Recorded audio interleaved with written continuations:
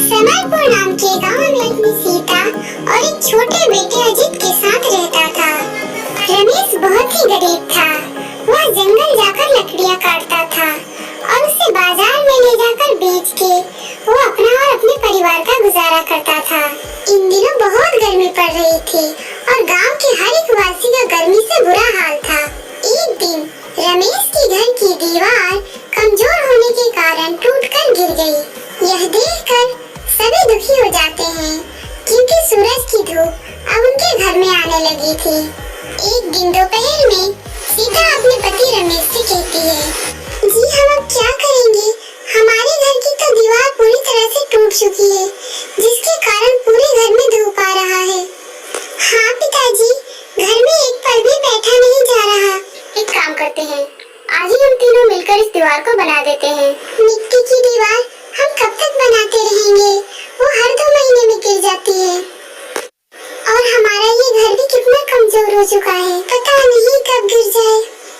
तो क्या करें सीता, दीवार तो हमें बनानी ही होगी ना, नहीं तो कब तक इस गर्मी को हम लोग बर्दाश्त करते रहेंगे?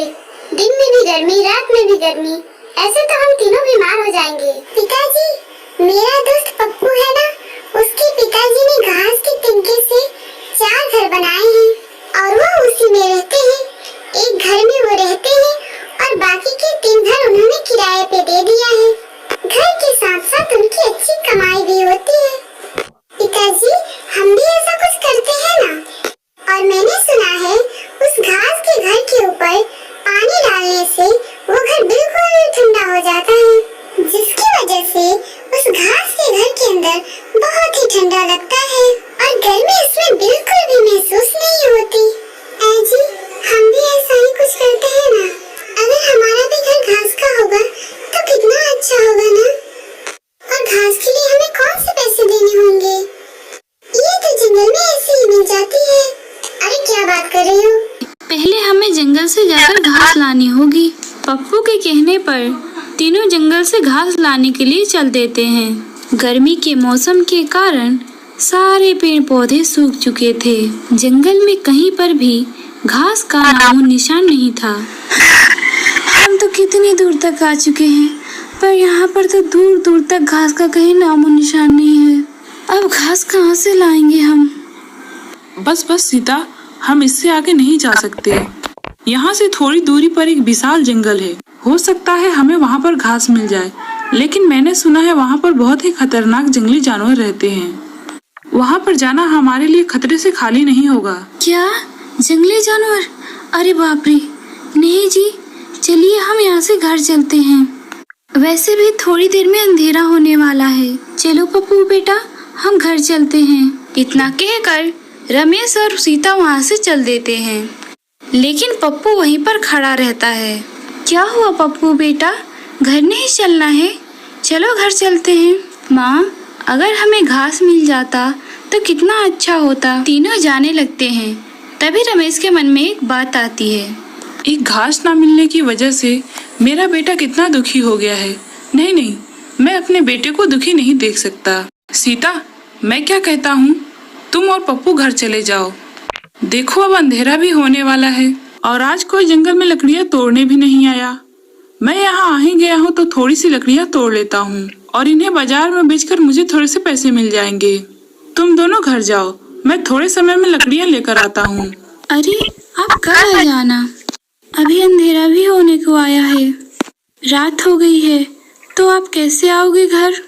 सीता, मेरा इस जंगल में रोज का आना जाना है, तुम चिंता मत करो, मैं जल्दी ही घर आ जाऊंगा।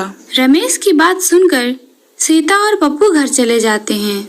इधर रमेश जंगल के गहरे हिस्से में चलते जाता है। मुझे जल्दी ही घास ढूंढकर अपने घर जाना होगा। रमेश उस जंगल के हर एक हिस्से से बखूबी वाकिफ था। उसे पता था कि जंगल के किस हिस्से में खतरा है और किस हिस्से में नहीं। फिर भी बेटे के खातिर रमेश उस जंगल के सबसे खतरनाक इलाके में घुस जाता है, जहाँ कई सारे खतरनाक जंगली जानवर थे। रमेश उस जंगल में डर डर कर घूमता है, पर उसे कहीं पर भी घास दिखाई नहीं देती।